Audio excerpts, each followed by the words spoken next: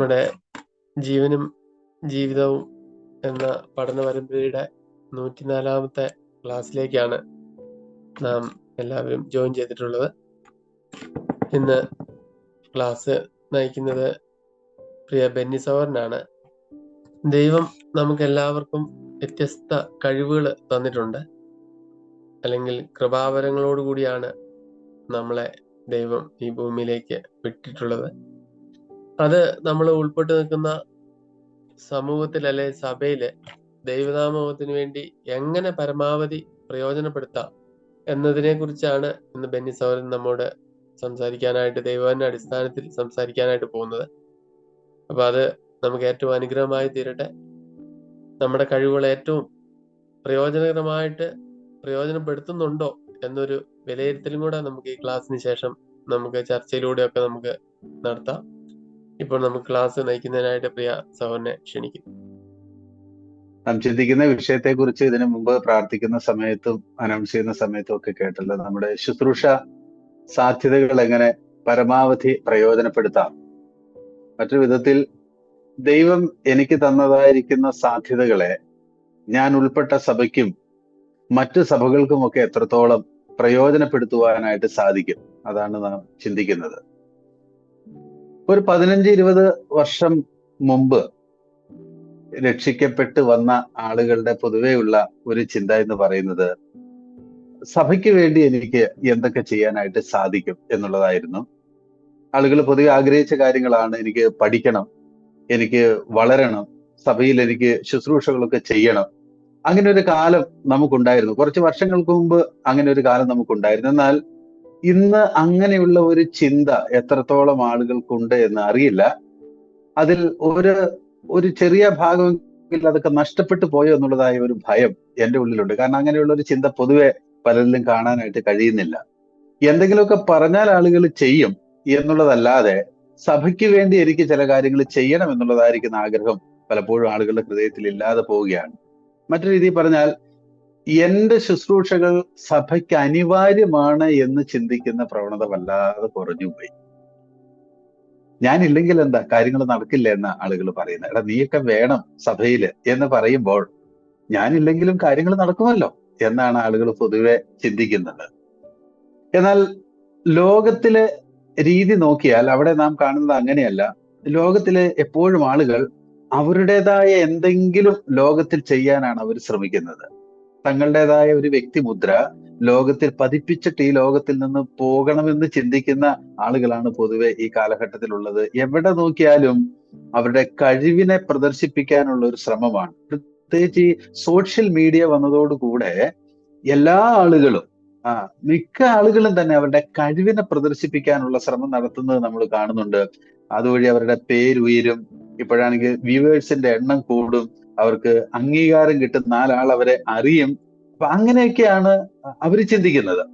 നമ്മുടെ കർത്താവിന്റെ അടുക്കൽ ദുഷ്ടൻ വന്നിട്ട് പറഞ്ഞതായിരിക്കുന്ന വാക്കുകൾ ഇങ്ങനെയാണല്ലോ: ദേവാലയത്തിന്റെ മുകളിൽ നിന്ന് താഴേക്ക് ചാടുക, നിനക്കൊന്നും സംഭവിക്കില്ല, ആളുകൾ ഓടിക്കൂടും, നീ പ്രസിദ്ധനാകും, നിന്റെ കഴിവുകൾ ആളുകൾ അറിയും, നിന്നെ അംഗീകരിക്കും. അപ്പൊ ലോകം എപ്പോഴും പറയുന്ന വാക്കിതാ: നീ പ്രസിദ്ധനാകും, നിനക്ക് പലതും ചെയ്യാനുണ്ട്, നിന്നെ ആളുകൾ അറിയും. എന്നാൽ ദൈവത്തിന്റെ പരിപാടി എന്ന് പറയുന്നത് ഇതല്ലല്ലോ. നമ്മെ തന്നെ ഉയർത്തുവാനല്ലല്ലോ ദൈവം നമ്മെ ഈ ഭൂമിയിലേക്ക് വിട്ടത്. നമുക്ക് ഉയർത്താൻ ഒരുവനുണ്ട്. ഇപ്പോൾ സജിസോരൻ പ്രാർത്ഥിച്ചപ്പോൾ ഓർത്തുപോലെ നമ്മുടെ കർത്താവായ യേശു ക്രിസ്തു. അപ്പോൾ എന്റെ ജീവിതവും ദൈവം എന്നെ ഏൽപ്പിച്ച ശുശ്രൂഷയും എന്തിനെന്ന് ചോദിച്ചാൽ അത് ദൈവത്തെ മഹത്വപ്പെടുത്തുവാനുള്ളതായിരിക്കുന്ന ഒരു അവസരമാണ്. ക്രിസ്തീയ ശുശ്രൂഷകൾ എന്ന് പറയുന്നത് നമ്മുടെ കഴിവിനെ പ്രദർശിപ്പിക്കാനുള്ളതായ അവസരങ്ങളല്ല. എന്നാൽ ഇന്നത് സംഭവിക്കുന്നുണ്ടെന്നുള്ളത് വിസ്മരിക്കുന്നില്ല. ക്രിസ്തീയ ഗോളത്തിലും അവരവരുടെ കഴിവിനെ കാണിക്കുവാനുള്ളതായിരിക്കുന്ന ശ്രമങ്ങൾ ആളുകൾ ചെയ്യുന്നുണ്ട്. അത് വളരെ സങ്കടകരമായിരിക്കുന്ന ഒരു കാര്യമാണ്. ഈ ഭൂമിയിൽ ഇന്ന് ഒരു ദൈവികമായിരിക്കുന്ന പരിപാടി നടന്നുകൊണ്ടിരിക്കുകയാണ്. അതാണല്ലോ സഭ എന്ന് പറയുന്നത്. അതിലേക്ക് വിളിക്കപ്പെട്ട ആളുകളാണ് നാം ഓരോരുത്തരും. ഈ ക്ലാസ് കേട്ടുകൊണ്ടിരിക്കുന്ന എല്ലാവരും ദൈവത്തിന്റെ വിളി കേട്ട് ദൈവ പരിപാടിയിലേക്ക് കടന്നു വന്ന ആളുകളാണ്. നമുക്കൊക്കെ പല വരങ്ങൾ, പല സാധ്യതകൾ ദൈവം നമുക്ക് തന്നിട്ടുണ്ട്. എന്നാൽ ഇത് എന്തിനാണ് ദൈവം നമുക്ക് തന്നതെന്ന് ചോദിച്ചാൽ അത് മറ്റുള്ളവരുടെ വളർച്ചയ്ക്കും മറ്റുള്ളവരുടെ നന്മയ്ക്കും അവരുടെ ആത്മീക അഭിവൃദ്ധിക്കും കർത്താവായ യേശു ക്രിസ്തു മടങ്ങി വരുമ്പോൾ അവർ ഒരു ഉന്നതമായ നിലവാരത്തിലായിത്തീരുവാനുമാണ് ദൈവം നമുക്ക് ചില സാധ്യതകളെ തന്നിരിക്കുന്നത്. എന്ന് പറഞ്ഞാൽ ദൈവം എനിക്ക് തന്നത് ഒരിക്കലും എനിക്ക് വേണ്ടിയല്ല. ഇത് നാം തിരിച്ചറിയേണ്ട ഒരു കാര്യമാണ്. ദൈവം തന്നത് എനിക്ക് വേണ്ടിയല്ല, മറ്റുള്ളവർക്ക് വേണ്ടിയാണ്. ലോകത്തിന്റെ ശൈലി ഇതല്ല. ലോകം പറയുന്നത് അത് എന്റെ കഴിവാണ്, അത് എനിക്ക് കിട്ടിയതാണ്, അത് എന്റെ പേരിനാണ്. എന്നാൽ ദൈവ പരിപാടി അതല്ല. ഇത് ദൈവം എനിക്ക് തന്നതാണ്. ഇത് മറ്റുള്ളവരുടെ നന്മയ്ക്കും അഭിവൃദ്ധിക്കും വേണ്ടിയാണ്. അപ്പോൾ നമുക്ക് ഇങ്ങനെ പറയാം, ദൈവസഭയിൽ ഒരു ശുശ്രൂഷ നടക്കുമ്പോൾ അതൊരിക്കലും എന്റെ കഴിവ് പ്രദർശിപ്പിക്കാനുള്ള ഒരു വേദിയല്ല. അത് എനിക്ക് ശുശ്രൂഷിപ്പാനുള്ള ഒരു ഇടമാണ്, ഒരു സ്ഥലമാണ്, ഒരു അവസരമാണ്.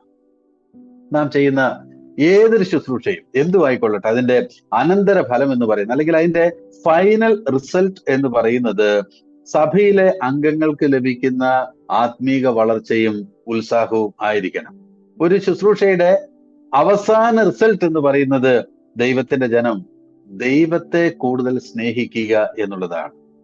ദൈവജനം ആഴമായ പാപബോധമുള്ളവരായിട്ട് മാറുക, അവർ ദൈവത്തിന്റെ കാര്യപരിപാടികളെ തിരിച്ചറിയുക, അവർ കർത്താവിന്റെ മടങ്ങിവരവിനെ കാത്തിരിക്കുക, അവർ ദൈവപരിപാടികളെ സ്നേഹിക്കുക. ഇതാണ് ഒരു ശുശ്രൂഷയുടെ ഒടുവിൽ സംഭവിക്കേണ്ടത്. ആളുകൾ പറയണം, ഞങ്ങൾക്ക് ദൈവത്തെ സ്നേഹിക്കുവാൻ, കൂടുതൽ സ്നേഹിക്കുവാൻ പ്രചോദനമായി, ഞങ്ങൾക്ക് കർത്താവിങ്കിലേക്ക് നോക്കുവാൻ ഈ ശുശ്രൂഷ ഒരു കാരണമായി. ഈ ശുശ്രൂഷയുടെ ഒടുവിൽ ഒരിക്കലും ആളുകൾ ശുശ്രൂഷക്കാരനിലേക്കല്ല നോക്കേണ്ടത്. ഒരു ശുശ്രൂഷയുടെ വിജയം എന്ന് പറയുന്നത് അവർ ദൈവത്തിലേക്ക് നോക്കുവാൻ, അവരുടെ ദൃഷ്ടി ദൈവത്തിങ്കിലേക്ക് ഉയരുവാൻ കാരണമായി തീരുന്നുവെങ്കിൽ അതാണ് ഒരു ശുശ്രൂഷയുടെ വിജയം എന്ന് പറയുന്നത്. അപ്പോൾ ഒരു വ്യക്തിക്ക് ദൈവം നൽകിയ എല്ലാ കഴിവുകളും സാധ്യതകളും ഒക്കെ മറ്റു മനുഷ്യരെ ദൈവത്തോട് അടുപ്പിക്കുവാനുള്ള അവസരങ്ങളാണ്, മുഖാന്തരങ്ങളാണ്. എന്നാൽ ഇത് നടക്കണമെങ്കിൽ ഞാനൊരു 3 കാര്യം കേൾവിക്കാരുടെ ശ്രദ്ധയിലേക്ക് കൊണ്ടുവരികയാണ്. നമ്മുടെ സാധ്യതകൾ നമുക്ക് പ്രയോജനപ്പെടുത്തണമെങ്കിൽ, അതുവഴി മറ്റു മനുഷ്യർ കർത്താവിങ്കിലേക്ക് തിരിയുകയും അവർ ദൈവത്തെ ആഴമായി സ്നേഹിക്കുകയും ചെയ്യണമെങ്കിൽ, ഒന്നാമത് നമ്മുടെ ജീവിതത്തിൽ നടക്കേണ്ട ഒരു കാര്യം, ഈ ശുശ്രൂഷ ചെയ്യുന്ന ആളുകളുടെ ഹൃദയനില എന്ന് പറയുന്നത് അത് വിശുദ്ധമായിരിക്കണം. ഞാൻ ഒരിക്കൽ കൂടെ പറയാം, ഏതൊരു ശുശ്രൂഷയുടെയും വിജയം എന്ന് പറയുന്നത്, അല്ലെങ്കിൽ അത് കേൾവിക്കാരിൽ ഒരു വലിയ സ്വാധീനമായി തീരണമെങ്കിൽ, ശുശ്രൂഷ ചെയ്യുന്നതായിരിക്കുന്ന ആളുകളുടെ ഹൃദയനിലയ്ക്ക് ഒരു പ്രധാന പങ്കുണ്ട്. അത് വിശുദ്ധമായിരിക്കണം. ഇങ്ങനെ പറയാം, ഒരു ശുശ്രൂഷയുടെ ഫലപ്രാപ്തി എന്ന് പറയുന്നത് ഈ ശുശ്രൂഷ ചെയ്യുന്ന ആളുടെ ഹൃദയനിലയ്ക്ക് അനുസരിച്ചാണ്. അപ്പോഴാണ് അത് ആളുകൾക്ക് പ്രയോജനകരമായിട്ട് മാറുന്നത്. സ്വർഗ്ഗങ്ങളെ, നാം ചെയ്യുന്ന ഏതൊരു ശുശ്രൂഷയും നമ്മുടെ കർത്താവിന്റെ നാമത്തിലാണ്. നമ്മുടെ കർത്താവിനെ കുറിച്ച് നമുക്കറിയാം, അവിടുന്ന് പരിശുദ്ധനാണ്. അതുകൊണ്ട് ഈ കർത്താവിന്റെ മുമ്പാകെ ചെയ്യുന്ന കാര്യങ്ങൾ ഒരു വിശുദ്ധിയുടെ തലത്തിൽ നിന്നുകൊണ്ട് തന്നെയാണ് നാം ചെയ്യേണ്ടത്. ഇത് ഏത് ശുശ്രൂഷ ആയിക്കൊള്ളട്ടെ, ഒരുപക്ഷെ പ്രസംഗമാകട്ടെ, പാട്ടാകട്ടെ, അതിഥി സൽക്കാരമായിക്കൊള്ളട്ടെ, സുവിശേഷ പ്രവർത്തനങ്ങളാകട്ടെ, എന്തുമാകട്ടെ, അത് നടക്കേണ്ടത് ഒരു വിശുദ്ധിയിലാണ്. കാരണം ദൈവം പരിശുദ്ധനാണ്. ദൈവത്തിന്റെ നാമത്തിലാണ് നാം ഇത് ചെയ്യുന്നത്. ദൈവത്തിന് വേണ്ടിയാണ് നാം ഇത് ചെയ്യുന്നത്. അതുകൊണ്ട് ശുശ്രൂഷ ചെയ്യുന്ന ആളുടെ ഹൃദയനില എന്ന് പറയുന്നത് വളരെ പ്രധാനപ്പെട്ടതാണ്. അത് വിശുദ്ധമായിരിക്കണം. ഇതില്ലാതെ നമുക്ക് നമ്മുടെ ശുശ്രൂഷ ഒരു ഫലകരമായ തലത്തിലേക്ക് ഒരിക്കലും എത്തുകയില്ല. എന്തെങ്കിലുമൊക്കെ ചെയ്യാൻ നമുക്ക് സാധിക്കും, അതിനൊരു ശരിയായ റിസൾട്ട് ഉളവാക്കിയെടുക്കാനായിട്ട് സാധിക്കുകയില്ല. മതങ്ങളിൽ അങ്ങനെ ഒരു ചിന്തയില്ല. മതങ്ങൾ എപ്പോഴും ബാഹ്യമായിരിക്കുന്ന കാര്യങ്ങൾക്കാണ് ഊന്നൽ കൊടുക്കുന്നത്. നമുക്കറിയാമല്ലോ, ആളുകള് കുളിക്കണം, വൃത്തിയുള്ള വസ്ത്രം ധരിക്കണം, അങ്ങനെയുള്ളതായിരിക്കുന്ന മതപരമായിരിക്കുന്ന കാര്യങ്ങൾ ചെയ്യുന്നതിന് മുമ്പ് ബാഹ്യമായിരിക്കുന്ന ശുദ്ധീകരണത്തിനാണ് അവിടെ വലിയ ഊന്നൽ. ഹൃദയം എങ്ങനെയായിരുന്നാലും മതത്തിൽപ്പെട്ട ഒരാളുടെ ഹൃദയത്തിന് അവർ വലിയ പ്രാധാന്യം കൊടുക്കുന്നില്ല. ഹൃദയം എങ്ങനെയായിരുന്നാലും അവർക്കത് വിഷയമല്ല.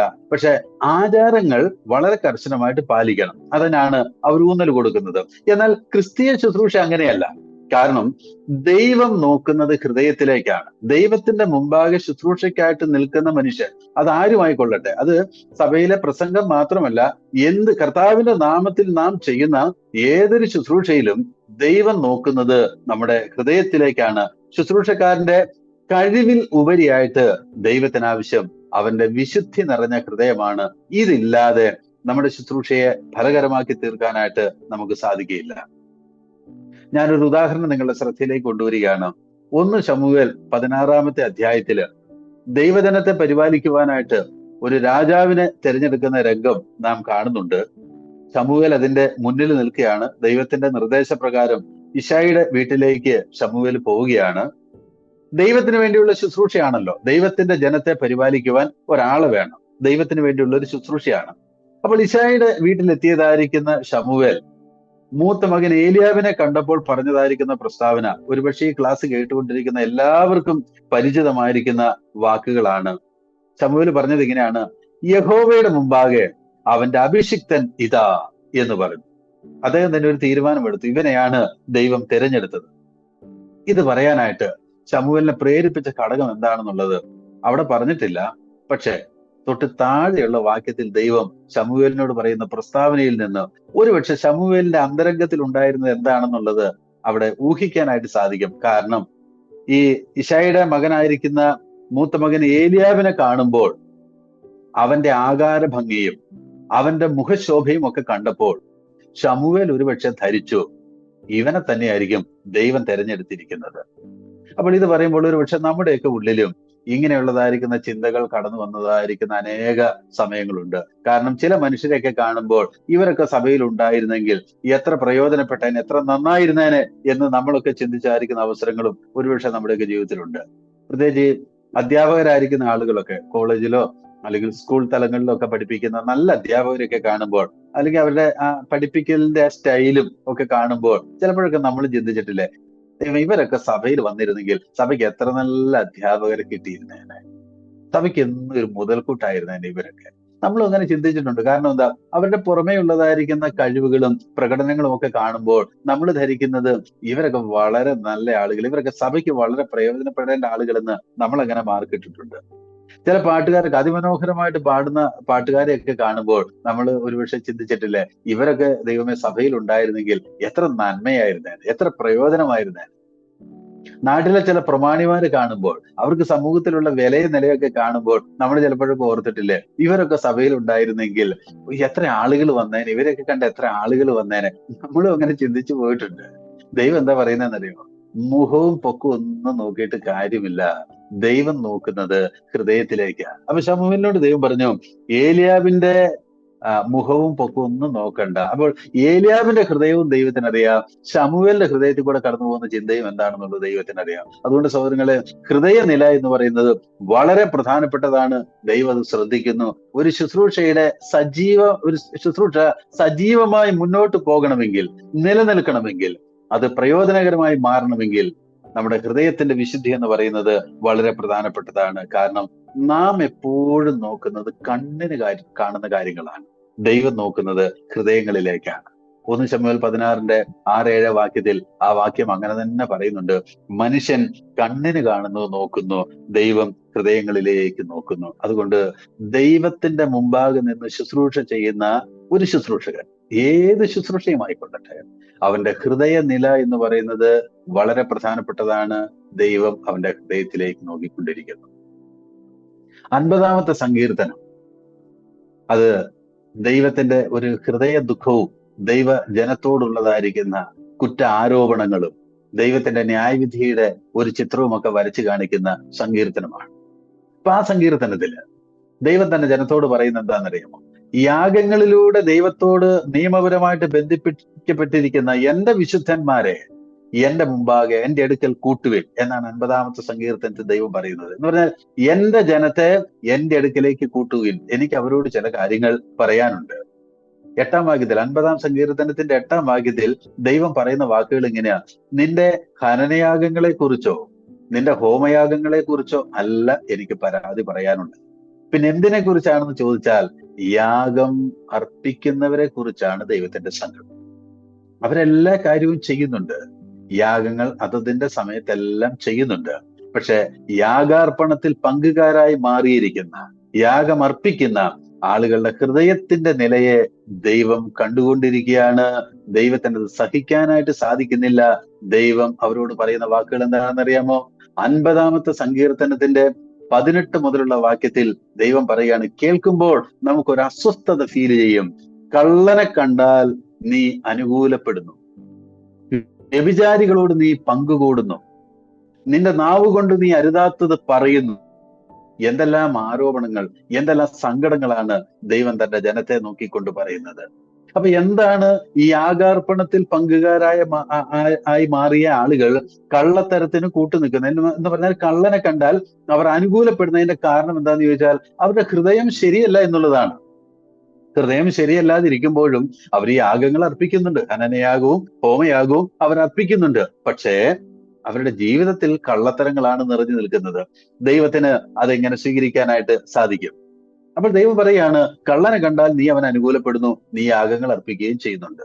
മറ്റൊരു ആരോപണം, നീ വ്യഭിചാരത്തിന് പങ്കുകൂടുന്നു എന്നാണ്. എന്ന് പറഞ്ഞാൽ തെറ്റായിരിക്കുന്ന ജീവിതങ്ങൾ, ലൈംഗിക പാപങ്ങൾ, അതിലെല്ലാം നീ വീഴുന്നു, അതിൽ നിന്റെ പിന്തുണയുണ്ട്, നീ അതിന് പ്രോത്സാഹനം കൊടുക്കുന്നു. ഇന്നത്തെ ഭാഷയിൽ പറഞ്ഞാൽ പ്രേമവും അതിന് സപ്പോർട്ട് ചെയ്യുന്നതുമായ എല്ലാ കാര്യങ്ങളും ഉണ്ട്.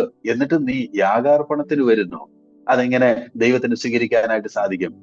നാവ് കൊണ്ട് ഏത് ദോഷവും പറയും, സഹോദരങ്ങളെ കുറിച്ച് അപവാദം പറയും, അപ്പോഴും ഈ ശുശ്രൂഷ നടന്നുകൊണ്ടിരിക്കുന്നുണ്ട്. അപ്പൊ ദൈവം പറയുന്നത്, ദൈവത്തിന് അത് സ്വീകരിക്കാനായിട്ട് ബുദ്ധിമുട്ടാണ്, സ്വീകരിക്കാൻ സാധിക്കില്ല. കാരണം ഇതർപ്പിക്കുന്ന ഹൃദയം എന്ന് പറയുന്നത് വളരെ പരിതാപകരമായ നിലയിലുള്ള ഹൃദയങ്ങളാണ് ഈ യാഗം അർപ്പിക്കുന്നത്. അതുകൊണ്ട് സഹോദരങ്ങളെ, മനുഷ്യന്റെ ഹൃദയത്തിന്റെ നില വളരെ പ്രധാനപ്പെട്ടതാണ്. ദൈവത്തെ ശുശ്രൂഷിക്കുന്ന ആളുകളുടെ ഹൃദയത്തിന്റെ വിശുദ്ധി അതീവ പ്രാധാന്യമുള്ളതാണ്. അപ്പോൾ ഇങ്ങനെയുള്ളതായിരിക്കുന്ന ഒരു തകർന്ന ഹൃദയത്തിൽ നിന്നും ശുശ്രൂഷകൾ ചെയ്യാനായിട്ട് സാധിക്കും, പാട്ടുപാടാനായിട്ട് സാധിക്കും, പ്രസംഗങ്ങൾ നടത്താനായിട്ട് സാധിക്കും, സുവിശേഷ വേല ചെയ്യാനായിട്ട് സാധിക്കും, അതിഥിസൽക്കാരം ചെയ്യാനായിട്ട് സാധിക്കും. പക്ഷെ ദൈവം സ്വീകരിക്കുമോ? അതാണ് ചോദ്യം. ആളുകൾ സ്വീകരിക്കും, ദൈവം സ്വീകരിക്കുമോ? നല്ല മനോഹരമായിട്ട് പാട്ടുപാടി, കേട്ടവരെല്ലാം കൈയടിക്കും, ആ എത്ര മനോഹരമായിട്ടാ പാടിയത്, ശ്രുതി മധുരമായിരുന്നു, നല്ല മനോഹരമായിട്ട് തന്നെയാണ് അവതരിപ്പിച്ച ആലാപന മികവും ആ ശബ്ദത്തിന്റെ പ്രത്യേകതയും എല്ലാം ഏറ്റവും ഹൃദ്യമായിരുന്നു. കേട്ട നമുക്കൊന്നും പറയാനില്ല. ഇപ്പോൾ ഒരു മാർക്ക് ഇടാൻ ഒരാളെ കൊണ്ട് നിർത്തിയാൽ അവർ നല്ലൊരു മാർക്ക് അതിന് കൊടുക്കും, കാരണം അത്ര ഭംഗിയായിട്ട് പാടി. അതുകൊണ്ട് നാം വളരെ ആഘോഷത്തോടെ കൈയടിച്ചു. പക്ഷെ ദൈവം സ്വീകരിച്ചുവോ? അത് പ്രധാനപ്പെട്ട ഒരു ചോദ്യമാണ്. കാരണം ഈ പാട്ട് വന്നതായിരിക്കുന്ന ഹൃദയം ഏത് തലത്തിൽ ഉള്ളതായിരുന്നു എന്നത് വളരെ പ്രധാനപ്പെട്ട കാര്യമാണ്. നമ്മളൊക്കെ സാധാരണ അതിന്റെ പാട്ടിന്റെ പുറമേ ഉള്ള ഒരു ഭംഗി ആണ് നമ്മൾ കാണുന്നത്. കാരണം നമുക്ക് ആദ്യം വായിച്ചതുപോലെ ബാഹ്യമായ കാര്യങ്ങളാണ് നമ്മൾ നോക്കുന്നത്, പക്ഷെ ദൈവം ഹൃദയത്തിലേക്കാണ് നോക്കുന്നത്. ഈ പാട്ട് വന്ന ഹൃദയം വഞ്ചിക്കപ്പെട്ട ഒരു ഹൃദയമാണെങ്കിലോ, അല്ലെങ്കിൽ ഈ പാടിയത് ആളെ കാണിക്കാനുള്ള ഒരു പ്രകടനമായിരുന്നുവെങ്കിലോ, അല്ലെങ്കിൽ ഇപ്പോൾ നമ്മൾ വായിച്ചതുപോലെ ഒരു തെറ്റായിരിക്കുന്ന പ്രേമവും അങ്ങനെയുള്ള ജീവിതവുമായിട്ട് നടക്കുന്ന ഹൃദയത്തിൽ നിന്നാണ് മനോഹരമായിരിക്കുന്ന പാട്ട് വന്നതെങ്കിൽ അതെങ്ങനെ ദൈവത്തിന് സ്വീകരിക്കാനായിട്ട് സാധിക്കും? ഹൃദയത്തിൽ അസൂയയിൽ നിന്നാണ് ഈ പാട്ട് വന്നതെങ്കിൽ എങ്ങനെ ദൈവത്തിന് സ്വീകരിക്കാനായിട്ട് സാധിക്കും? ധന ആകർഷണത്തിൽ നിന്നാണ് ഈ പാട്ട് വന്നതെങ്കിൽ എങ്ങനെ ഈ പാട്ട് ദൈവത്തിന് സ്വീകരിക്കാനായിട്ട് സാധിക്കും? അപ്പോൾ ദൈവം സ്വീകരിക്കുമോ എന്നുള്ളത് പ്രധാനപ്പെട്ട കാര്യമാണ്. ഒരു ശുശ്രൂഷയുടെ ഫലപ്രാപ്തി എന്ന് പറയുന്നത് അത് ദൈവം സ്വീകരിക്കുന്നത് വഴിയാണ്, മനുഷ്യൻ കൈയടിക്കുന്നതുകൊണ്ടല്ല. കാരണം മനുഷ്യൻ കൈയടിക്കുന്നത് അവൻ പുറമേ ഉള്ളത് നോക്കിയിട്ട് അവൻ അഭിനന്ദനങ്ങൾ ചൊരിയും. അത് തെറ്റാണെന്ന് പറയുന്നില്ല, കാരണം അവന് പുറം കാണാനേ കഴിയുള്ളൂ. പക്ഷെ ശുശ്രൂഷ ചെയ്യുന്ന വ്യക്തി മനസ്സിലാക്കേണ്ടത്, ഞാൻ ചെയ്യുന്നതിന് ദൈവം സ്വീകരിക്കുമോ, ദൈവം ഇതിന് മാർക്കിടുമോ, ദൈവം ഇതിനെ അംഗീകരിക്കുമോ? അത് പ്രധാനപ്പെട്ട കാര്യമാണ്. ഹൃദയം വിശുദ്ധമല്ലെങ്കിൽ അത് സ്വീകരിപ്പാനായിട്ട് ദൈവത്തിന് സാധിക്കുകയില്ല. നല്ല പ്രസംഗമായിരുന്നു, ആളുകൾ പറയുമല്ലോ നല്ല പ്രസംഗമായിരുന്നു, നല്ല വാക്ചാതുര്യത്തോടെ പ്രസംഗിച്ചു. നമ്മുടെ ഭാഷയിൽ പറഞ്ഞാൽ പോയിന്റുകളൊക്കെ വളരെ കൃത്യമായിരുന്നു, എല്ലാം ഓർത്തിരിക്കാനായിട്ട് പറ്റുന്നുണ്ട്. പ്രസംഗശാസ്ത്രം അതുപോലെ അനുവർത്തിച്ചാണ് കാര്യങ്ങൾ ചെയ്തത്. സമയം പോയത് അറിഞ്ഞില്ല, 1 മണിക്കൂർ പോയത് അറിഞ്ഞില്ല. നല്ല പ്രസംഗമായിരുന്നു, നമ്മളെല്ലാം പറഞ്ഞു നന്നായിരിക്കുന്നു, വളരെ നന്നായി. ദൈവം സ്വീകരിച്ചുവോ എന്നുള്ളത് പ്രധാനപ്പെട്ട കാര്യമാണ്. കാരണം ഈ പ്രസംഗം വന്നതായിരിക്കുന്ന ഹൃദയം ശരിയല്ലെങ്കിലും പ്രസംഗിക്കാനൊക്കെ സാധിക്കും, പാടാനും സാധിക്കും. പക്ഷെ ഇത് വന്നതായിരിക്കുന്ന ഹൃദയമാണ് ദൈവം നോക്കിക്കൊണ്ടിരിക്കുന്നത്. അപ്പൊ അതുകൊണ്ട് നമ്മുടെ ശുശ്രൂഷകളുടെ സ്വീകാര്യത അത് മനുഷ്യരിലുപരിയായിട്ട് ദൈവം സ്വീകരിച്ചു എന്നുള്ളതായിരിക്കുന്ന ഉറപ്പാണ് നാം വരുത്തേണ്ടത്. സാധാരണ നമ്മുടെ സൗകര്യമാരൊക്കെ കറിയൊക്കെ വെച്ച് കൊണ്ടുപോകാറുണ്ട്. എല്ലാവരും കറിയൊക്കെ ആസ്വദിച്ച് നല്ല അഭിപ്രായമൊക്കെ പറയാറുണ്ട്. ഇനിയും കറി തയ്യാറാക്കണം എന്ന് പറഞ്ഞ് പ്രോത്സാഹനത്തിന്റെ വാക്ക് പറയാറുണ്ട്. എന്നാൽ ഈ തയ്യാറാക്കിയ ഹൃദയം ശരിയല്ലെങ്കിലോ? നല്ല കറിയായിരുന്നു, രുചികരമായ കറിയായിരുന്നു, എല്ലാവരും ആസ്വദിച്ചു. ഞാൻ ചോദിക്കട്ടെ, ഭർത്താവിന് കീഴടങ്ങാത്ത ഒരു പ്രകൃതമാണ് ആ കറി വെച്ചതെങ്കിൽ അതെങ്ങനെ ദൈവം സ്വീകരിക്കുന്നത്? എല്ലാവരും പറഞ്ഞു നല്ല കറിയാണ്, പക്ഷെ കീഴടങ്ങാത്ത ഒരു ഹൃദയമാണ് ആ കറി വെച്ചതെങ്കിലോ?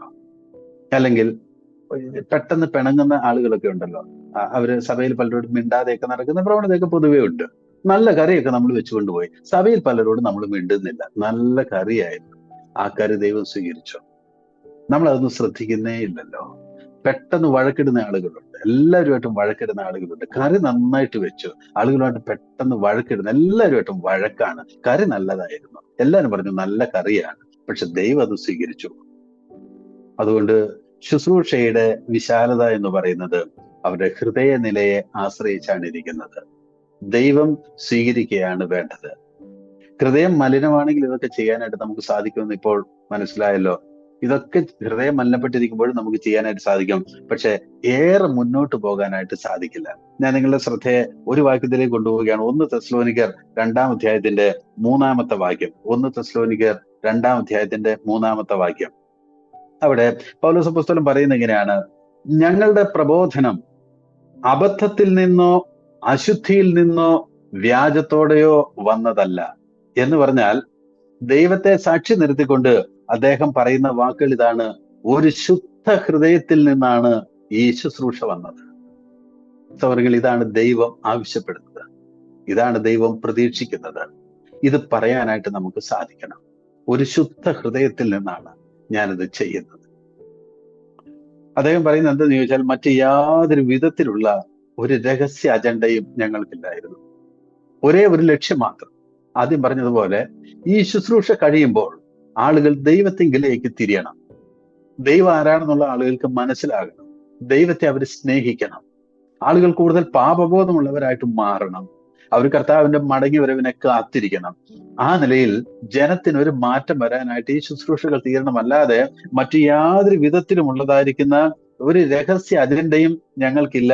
ഒരു അബദ്ധത്തിൽ നിന്നല്ല, അശുദ്ധിയിൽ നിന്നല്ല, ഒരു വ്യാജത്തിലുമല്ല ഈ ശുശ്രൂഷ ചെയ്തത്.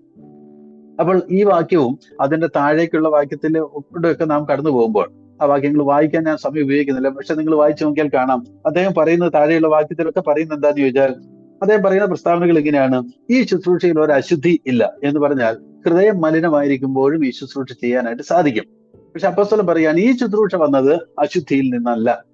മറ്റൊന്ന്, ഈ ശുശ്രൂഷയിൽ ഒരു വ്യാജവുമില്ല. എന്ന് പറഞ്ഞാൽ ഒരു പേരുണ്ടാക്കാനോ ഒരു പ്രശസ്തി ആഗ്രഹിച്ചുകൊണ്ടോ മറ്റൊന്നും ലക്ഷ്യമാക്കിയല്ല, ഒരു നിർമ്മല ഹൃദയത്തോടെ ശുദ്ധ മനസാക്ഷിയോടെയാണ് ഈ ശുശ്രൂഷ ചെയ്തത്. പിന്നീട് താൻ പറയുന്നുണ്ട്, യാതൊരു മുഖസ്തുതിയും ഞങ്ങൾ പ്രയോഗിച്ചില്ല ഈ ശുശ്രൂഷയിൽ.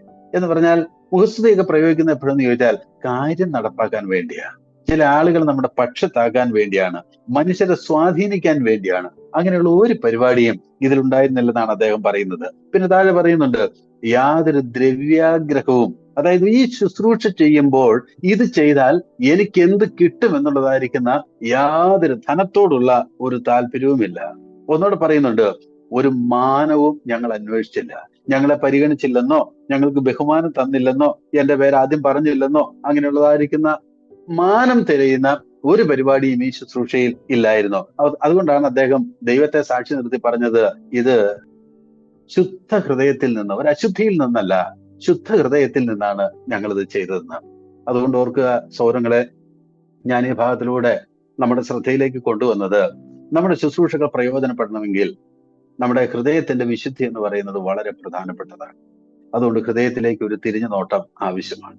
നമ്മുടെ ശുശ്രൂഷകൾ കണ്ട ആളുകൾ ഒരുപക്ഷെ കൈയടിച്ചു, നല്ല അഭിനന്ദനങ്ങളൊക്കെ പറഞ്ഞു, നമുക്ക് സന്തോഷമായി. പക്ഷെ ദൈവം അത് സ്വീകരിച്ചില്ലെങ്കിൽ ആ ശുശ്രൂഷയ്ക്ക് എന്ത് പ്രയോജനമാണുള്ളത്? അതുകൊണ്ട് ദൈവം നമ്മുടെ ശുശ്രൂഷകളെ സ്വീകരിക്കണം. എന്തും ആയിക്കൊള്ളട്ടെ. നാം നിസ്സാരമെന്ന് കരുതുന്ന ഏത് കാര്യമാണെങ്കിലും അത് ദൈവം സ്വീകരിക്കണമെങ്കിൽ, ദൈവം പരിശുദ്ധനാണ്. ദൈവത്തിന്റെ സന്നിധിയിൽ നിൽക്കുന്ന ആളുകളുടെ ഹൃദയത്തിന്റെ വിശുദ്ധി വളരെ പ്രധാനപ്പെട്ട കാര്യമാണ്. 51-ാമത്തെ സങ്കീർത്തനത്തിന്റെ 3-ാം വാക്യം ഞാൻ എൻ്റെ ഹൃദയത്തിൽ ഇടയ്ക്കിടയ്ക്ക് ഓർക്കുന്ന ഒരു പ്രസ്താവനയാണ്: എന്റെ ലംഘനങ്ങളെ ഞാൻ അറിയുന്നു.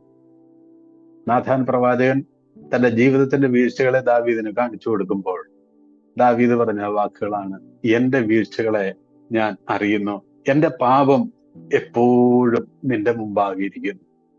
അതുകൊണ്ട് നാം ദൈവത്തിന് മുമ്പാകെ ഒരു ശുശ്രൂഷയുമായിട്ട് നിൽക്കുമ്പോൾ, കർത്താവെ, എന്റെ ഹൃദയത്തെ കർത്താവ് അറിയുന്നു. ഒരു കഴുകലിലൂടെ അല്ലാതെ ഈ ശുശ്രൂഷ സ്വീകരിക്കാനായിട്ട്, ഇതിനെ വിജയിപ്പിക്കാനായിട്ട് എനിക്ക് സാധിക്കില്ല. കർത്താവ് എന്നെ സഹായിക്കണം. നാം വായിക്കുന്നുവല്ലോ, നമ്മുടെ പാപങ്ങളെ ഏറ്റു പറയുന്നുവെങ്കിൽ സകല അനീതിയും പോക്കി നമ്മെ ശുദ്ധീകരിപ്പാൻ തക്കവണ്ണം ദൈവം വിശ്വസ്തനാണ്.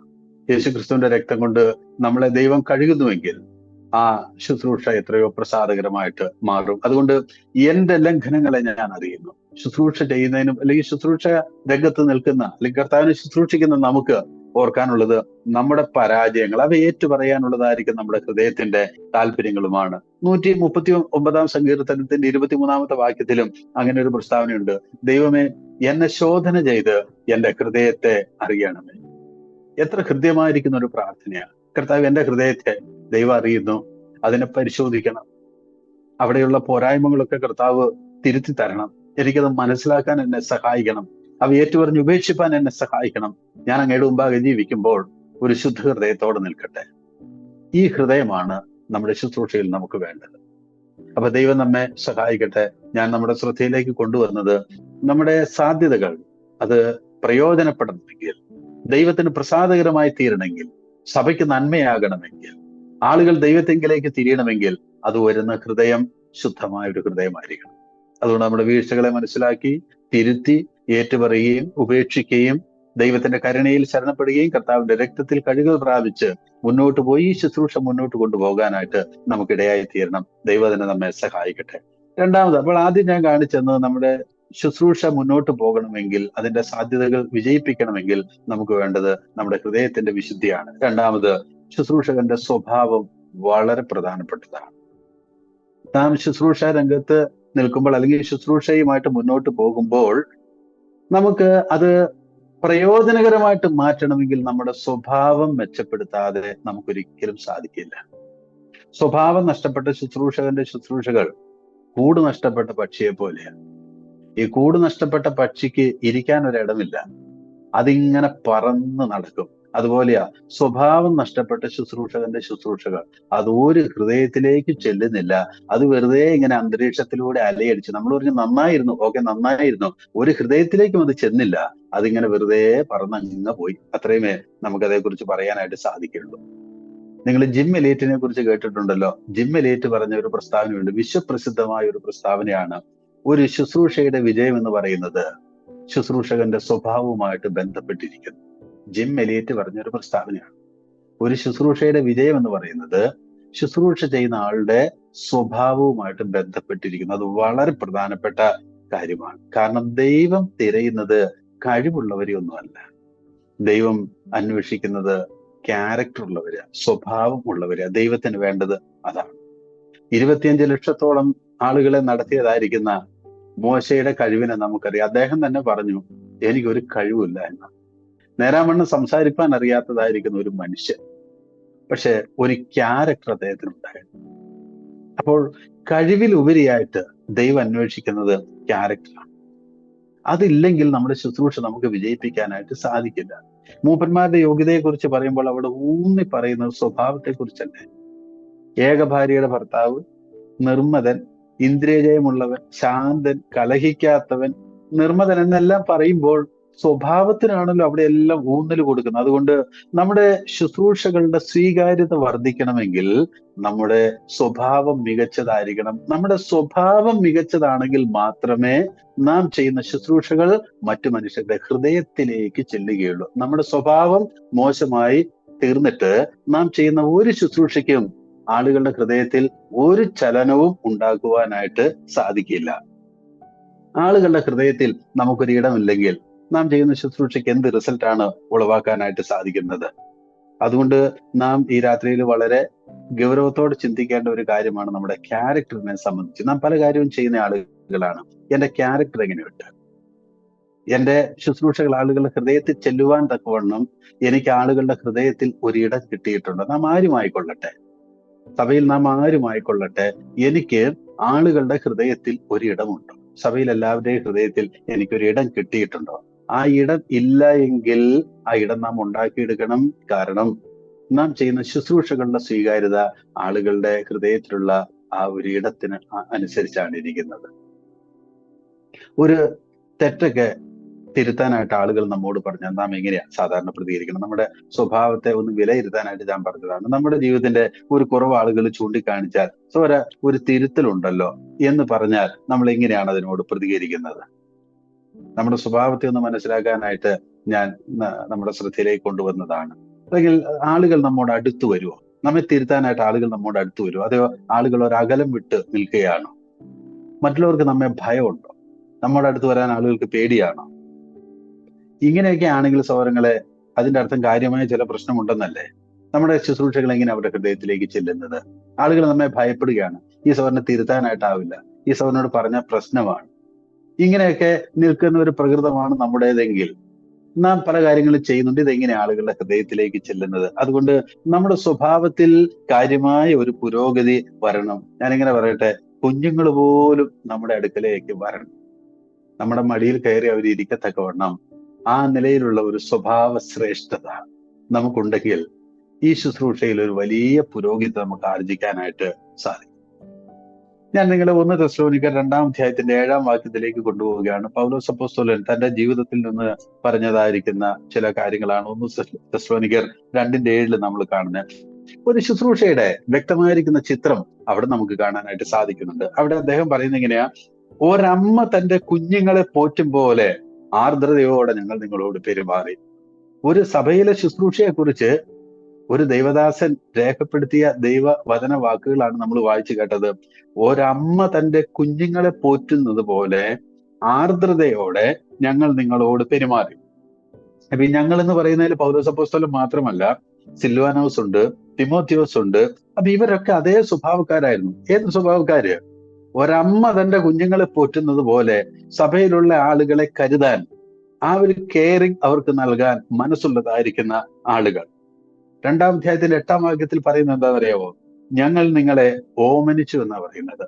ഞങ്ങളുടെ പ്രാണൻ നിങ്ങൾക്കായിട്ട് വെച്ചു തരാൻ ഒരുക്കമായിരുന്നു. ഒരമ്മ തന്റെ കുഞ്ഞുങ്ങൾക്ക് വേണ്ടി തന്റെ പ്രാണൻ വെച്ചു കൊടുക്കാൻ മനസ്സുള്ളതുപോലെ, അവരെ ഓമനിക്കുന്നത് പോലെ ഈ സഭാജനങ്ങളെ ഓമനിക്കുന്ന ഒരു ശുശ്രൂഷ അവർ നടത്തിയെന്നാണ് ഈ വാക്യങ്ങളിലൊക്കെ നമുക്ക് കാണാൻ സാധിക്കുന്നത്. അപ്പോൾ ശുശ്രൂഷ ചെയ്യുന്ന ആളുകളുടെ സ്വഭാവത്തിന്റെ ശ്രേഷ്ഠതയല്ലേ ഇവിടെയെല്ലാം നമ്മൾ കാണുന്നത്. ഒരു ഭവനത്തിൽ ഒരമ്മ തന്റെ കുഞ്ഞുങ്ങളെ നോക്കുന്നത് പോലെ തന്റെ സഭാജനങ്ങളെ നോക്കുന്ന, അവരെ ശുശ്രൂഷിക്കുന്ന, അവരെ കരുതുന്നതായിരിക്കുന്ന പ്രതികരണങ്ങളാണ് ഇവിടെ എല്ലാം നമ്മൾ വായിച്ചു കേട്ടത്. എത്ര ഹൃദ്യമായിരിക്കുന്ന ഒരു ശുശ്രൂഷയാണത്. ഒരമ്മയുടെ സ്നേഹവാത്സ്യങ്ങൾ അനുഭവിക്കാനായിട്ട് ഇടയായിത്തീരുന്നു. ഇത് ചില മനുഷ്യരുടെ ജീവിതത്തിൽ സംഭവിച്ച കാര്യങ്ങളാണ് നമ്മൾ ഈ വായിച്ചു കേട്ടത്. 2-ാം അധ്യായത്തിന്റെ 12-ാം വാക്യത്തിലേക്ക് വരുമ്പോൾ ഇങ്ങനെ വായിക്കുന്നത്, 1 തെസ്സലോനിക്കർ തന്നെ 2:12, അപ്പൻ മക്കളെ പ്രബോധിപ്പിക്കുന്നത് പോലെ പ്രബോധിപ്പിച്ചു, ഉത്സാഹിപ്പിച്ചു, നിങ്ങളോട് സാക്ഷ്യം പറഞ്ഞു പോന്നു. അപ്പോൾ ഒരപ്പന്റെ റോളും ഒരമ്മയുടെ റോളും സഭയിൽ നടത്തി സഭാജനങ്ങളെ ആ നിലയിൽ അവരുടെ സ്നേഹവും വാത്സല്യവും കരുതലും ഒക്കെ പ്രദർശിപ്പിച്ച ഒരു ശുശ്രൂഷ നമ്മളിവിടെ കാണുകയാണ്. ഞാനൊന്ന് ചോദിക്കട്ടെ സഹോദരങ്ങളെ, ഈ ദൈവദാസന്മാർക്ക് ആ ജനങ്ങളുടെ ഇടയിൽ എന്തുമാത്രം ഇടം കെട്ടിക്കാണും അവരുടെ ഹൃദയത്തിൽ? കാരണം എന്തെന്ന് ചോദിച്ചാൽ, ആ ജനങ്ങൾ കാണുന്നത് ഈ വ്യക്തികൾ എന്ന് പറയുന്നത് ഞങ്ങളുടെ അപ്പനും അമ്മയുമാണ്. ഇതാണ് സഭാബന്ധം എന്ന് പറയുന്നത്. അപ്പൊ നാം ചെയ്യുന്ന ശുശ്രൂഷ എന്തുമാട്ടെ നമുക്ക് ആളുകളുടെ ഹൃദയത്തിൽ ഇടം കിട്ടിയിട്ടല്ലാതെ ഈ ശുശ്രൂഷ നമുക്ക് വിജയിപ്പിക്കാനായിട്ട് സാധിക്കില്ല. നമുക്ക് പലതും ചെയ്യാനായിട്ട് സാധിക്കും, പക്ഷെ അവരുടെ ഹൃദയത്തിൽ നമുക്കൊരിടം കിട്ടുക എന്നുള്ളതാണ് പ്രധാനം. അത് നമ്മുടെ സ്വഭാവത്തിനനുസരിച്ചാണ് ഇരിക്കുന്നത്.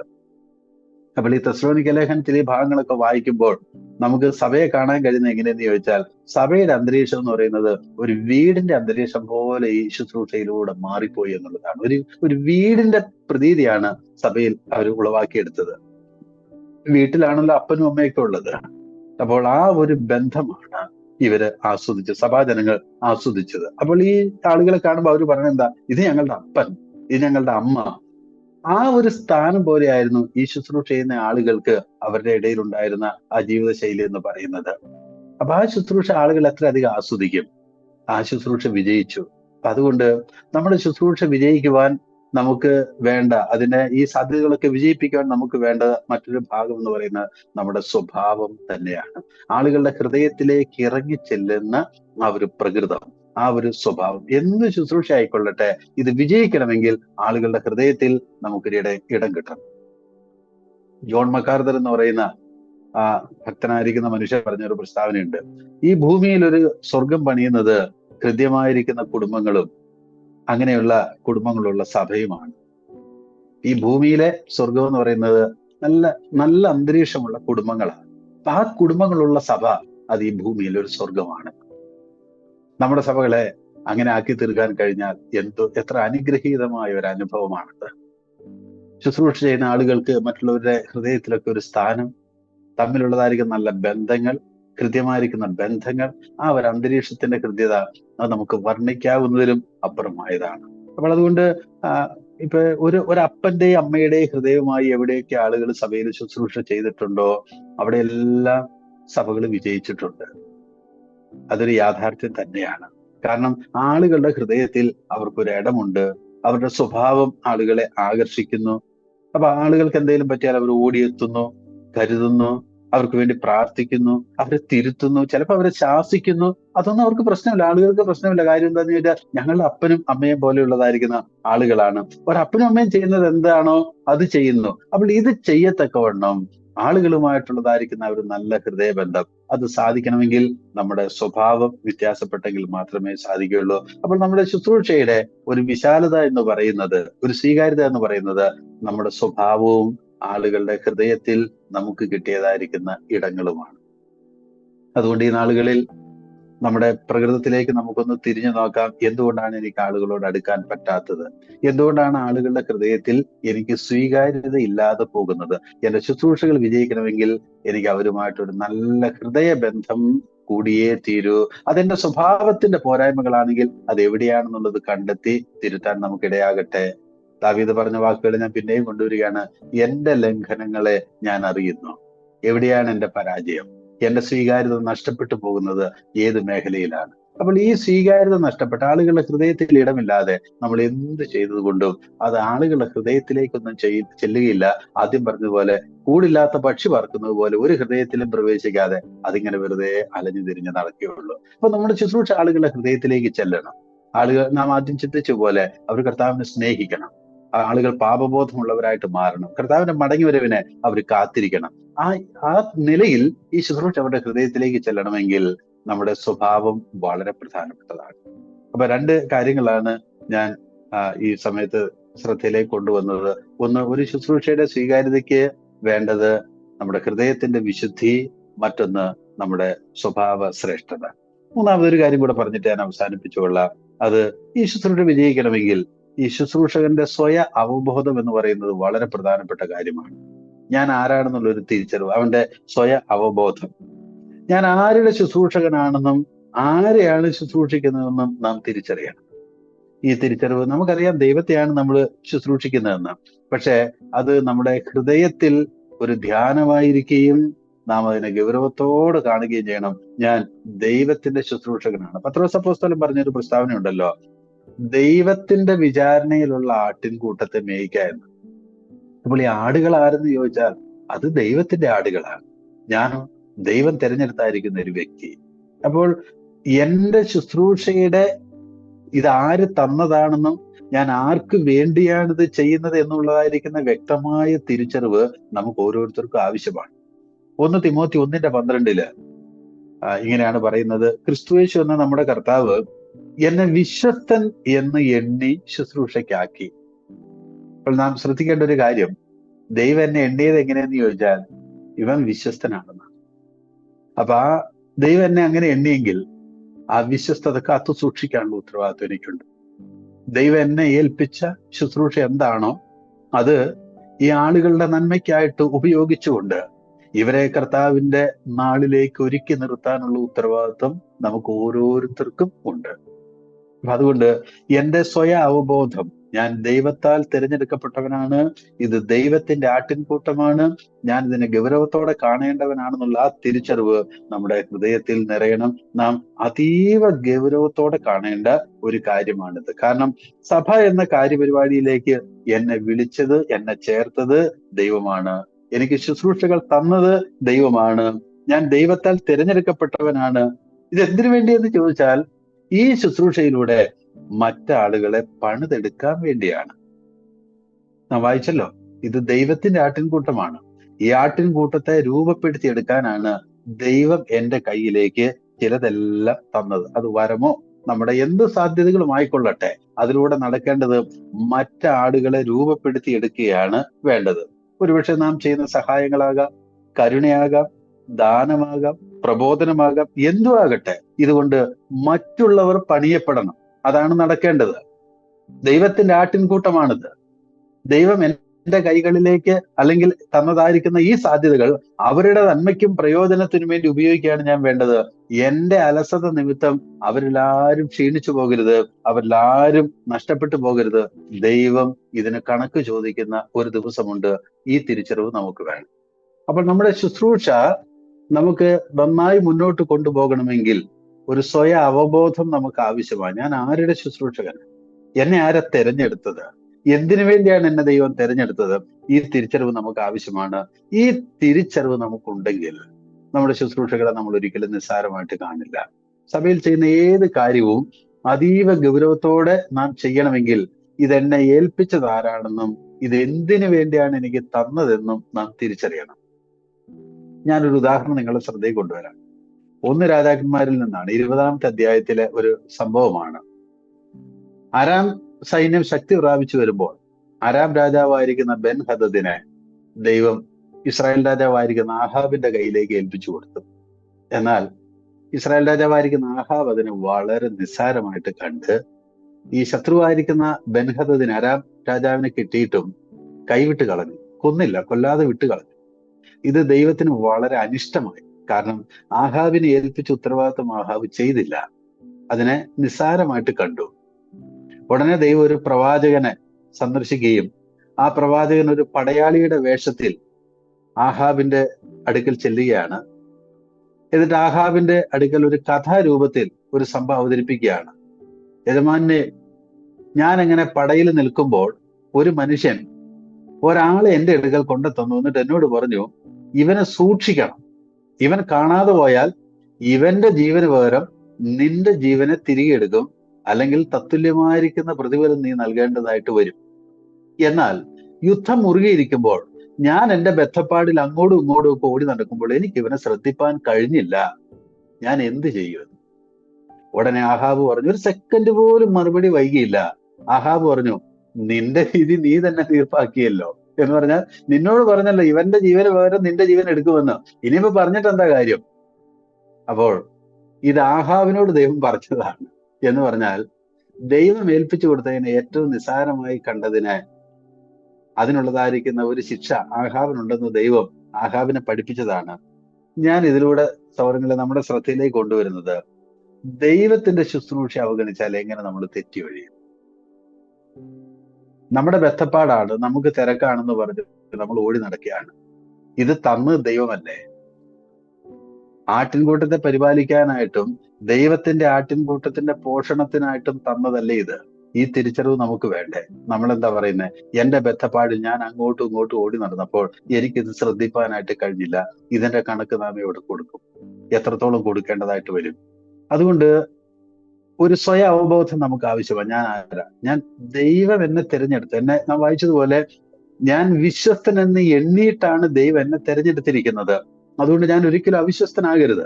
എന്നെ ഏൽപ്പിച്ചതായിരിക്കുന്ന കാര്യങ്ങൾ മറ്റുള്ളവരുടെ നന്മയ്ക്കും വളർച്ചയ്ക്കും വേണ്ടി ഏറ്റവും വിശ്വസ്തയോട് ഉപയോഗിക്കുകയാണ് വേണ്ടത്. 1 പത്രോസ് 4:10 നാം അങ്ങനെയാണ് വായിക്കുന്നത്. 1 പത്രോസ് 4:10 ഓരോരുത്തരും വരം ലഭിച്ചതുപോലെ. അവിടെ ആ വാക്യങ്ങളിലെല്ലാം പറയുന്നത് ഈ കഴിവുകൾ ഇത് ലഭിച്ചതാണ്, ഇത് ദൈവം തന്നതാണ്, അത് ദൈവത്തിന് എന്നോടുള്ള കൃപയുടെ പ്രദർശനമാണ്. അന്യോന്യം ശുശ്രൂഷിപ്പാനാണ് ദൈവം അത് തന്നത്, മറ്റുള്ളവരെ പണിതെടുക്കാനായിട്ട് തന്നതാണ്. ഞാനൊരു നല്ല കാര്യസ്ഥനായിട്ട് ഇതിനെ വിനിയോഗിക്കണം. കാരണം ഇത് ദൈവത്തിൻ്റെതാണ്, ദൈവം എനിക്ക് തന്നതാണ്, ഞാനൊരു കാര്യസ്ഥനാണ്, ഞാനിത് ഉപയോഗിക്കേണ്ടവനാണ്. അതുകൊണ്ട് താഴെ പറയുന്നത് എന്താണെന്നറിയോ? പ്രസംഗിക്കുന്നവൻ എങ്ങനെ പ്രസംഗിക്കണം?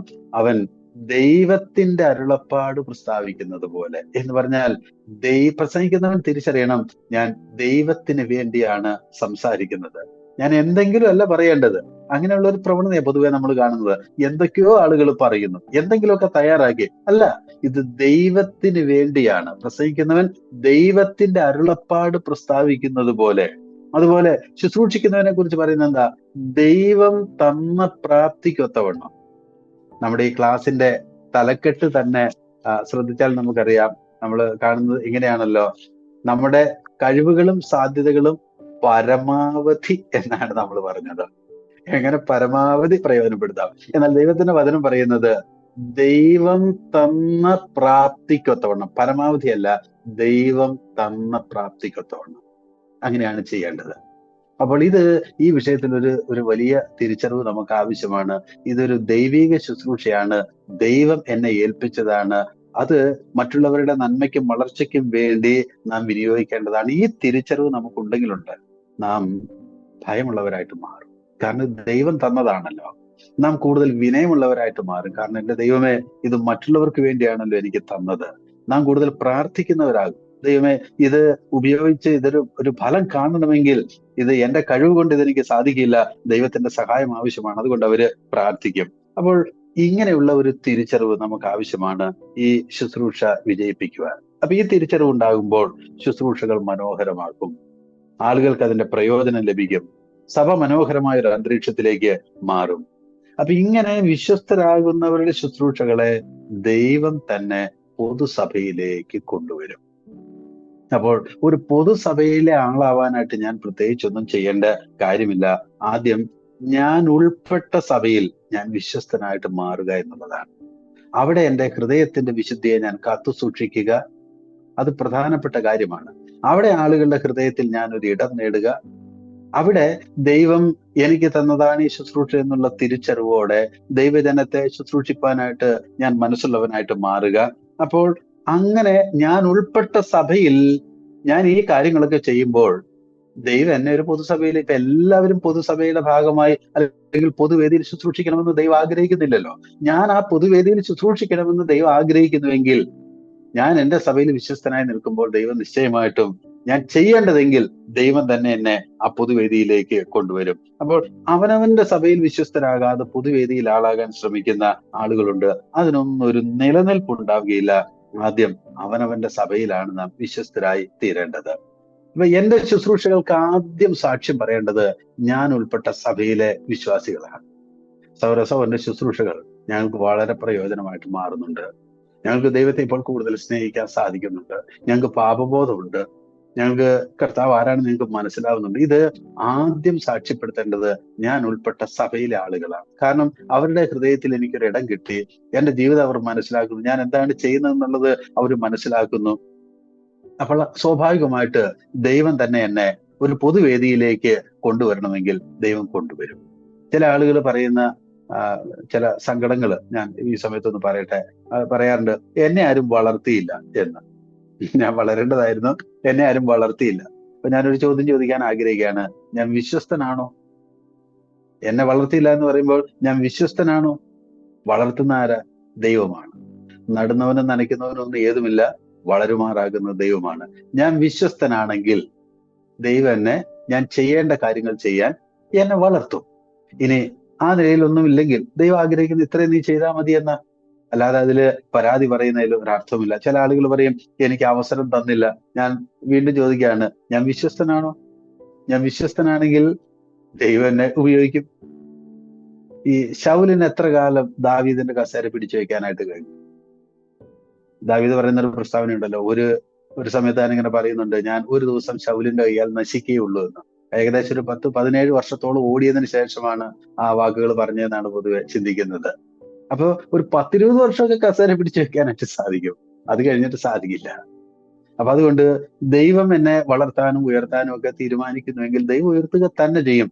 അതിനു മുൻപ് നടക്കേണ്ട കാര്യം ഞാൻ വിശ്വസ്തനാണോ എന്നുള്ളതാണ്. അപ്പൊ സൗഹൃദങ്ങളെ, ഞാൻ ഈ ക്ലാസ് ഇവിടെ അവസാനിപ്പിക്കുകയാണ്. നമ്മുടെ ശ്രദ്ധയിലേക്ക് ഞാൻ ഒരിക്കൽ കൂടി കൊണ്ടുവരുന്നത്, നമ്മുടെ ശുശ്രൂഷയെ ആദ്യം സ്വീകരിക്കേണ്ടത് ദൈവമാണ്. ദൈവം നമ്മുടെ ശുശ്രൂഷയെ സ്വീകരിക്കണമെങ്കിൽ നമ്മുടെ ഹൃദയത്തിന്റെ വിശുദ്ധി വളരെ പ്രധാനപ്പെട്ടതാണ്. 2, നമ്മുടെ ശുശ്രൂഷയെ സ്വീകരിക്കേണ്ട അടുത്ത വിഭാഗം മനുഷ്യരാണ്. മനുഷ്യർ നമ്മുടെ ശുശ്രൂഷയെ സ്വീകരിക്കണമെങ്കിൽ അവരുടെ ഹൃദയത്തിൽ നമുക്കൊരു ഇടം ഉണ്ടാക്കിയെടുക്കണം. അല്ലാതെ നമ്മുടെ ശുശ്രൂഷയെ നമുക്ക് വിജയിപ്പിക്കാനായിട്ട് സാധിക്കില്ല. 3, എനിക്കൊരു സ്വയ അവബോധം വേണം. ഞാൻ ആരുടെ ശുശ്രൂഷകനാണെന്നുള്ള തിരിച്ചറിവ് വേണം. ഇത് ഒരു ദൈവ ശുശ്രൂഷയാണ്. എന്റെ കഴിവ് പ്രദർശിപ്പിക്കാനുള്ള ഒരു വേദിയല്ല, ഇതൊരു ദൈവ പരിപാടിയാണ്, ദൈവ ശുശ്രൂഷയാണ്. മറ്റുള്ളവരുടെ നന്മയ്ക്കും വളർച്ചയ്ക്കും വേണ്ടി കാര്യങ്ങൾ ചെയ്യേണ്ടവനാണ് ഞാൻ. അപ്പൊ ഞാൻ ഈ ചെയ്യുന്നതിന്റെ ഒടുവിൽ ആളുകൾ കർത്താവിലേക്ക് തിരിയണം, അവർ കർത്താവിനെ ആഴമായി സ്നേഹിക്കണം. ഇനി നടക്കാൻ പോകുന്ന അതിപ്രധാനമായ കാര്യം നമ്മുടെ കർത്താവിന്റെ മടങ്ങിവരവാണ്. അതിനായിട്ട് ആളുകൾ കാത്തിരിക്കണം. അപ്പോൾ നമ്മുടെ ശുശ്രൂഷ സാധ്യതകൾ അങ്ങനെ മറ്റുള്ളവർക്ക് നന്മയായി മാറട്ടെ. പരമാവധി അല്ല, ദൈവം തന്ന പ്രാപ്തിക്കൊത്തവണ്ണം ചെയ്യാൻ ദൈവം നമുക്ക് കൃപ തരട്ടെ എന്ന് ആശംസിച്ചുകൊണ്ടും പ്രാർത്ഥിച്ചുകൊണ്ടും ഞാൻ ഈ വാക്കുകൾ അവസാനിപ്പിക്കുന്നു. നമ്മുടെ ശുശ്രൂഷകൾ എങ്ങനെ നമുക്ക് ഏറ്റവും മനോഹരമാക്കി തീർക്കാം, എങ്ങനെ പരമാവധി വിജയത്തിലേക്ക് എത്തിക്കാം എന്നുള്ളതിനെ കുറിച്ച് വളരെ വ്യക്തമായിട്ട് ബെന്നി സഹോദരൻ നമ്മോട് പറഞ്ഞു തന്നു. നമ്മുടെ ഹൃദയത്തിന്റെ നില, ഹൃദയത്തിന്റെ വിശുദ്ധി, അവിടെയാണ് ദൈവം അത് സ്വീകരിക്കുന്നത്. അതേപോലെ നമ്മുടെ സ്വഭാവം, അതാണ് മനുഷ്യര് അത് ഉൾക്കൊള്ളുന്നത്. അതേപോലെ നാം ആരായിരിക്കുന്നു എന്നുള്ള അവബോധം, നാം എന്ത് ചെയ്യുന്നു എന്നുള്ള ബോധ്യം, ഇതിന്റെയൊക്കെ അടിസ്ഥാനത്തിലാണ് നമ്മുടെ ശുശ്രൂഷ ഏറ്റവും വിജയിക്കുന്നത് എന്നുള്ള കാര്യം ബെന്നി സഹോദരൻ വളരെ വ്യക്തമായിട്ട് പറഞ്ഞു.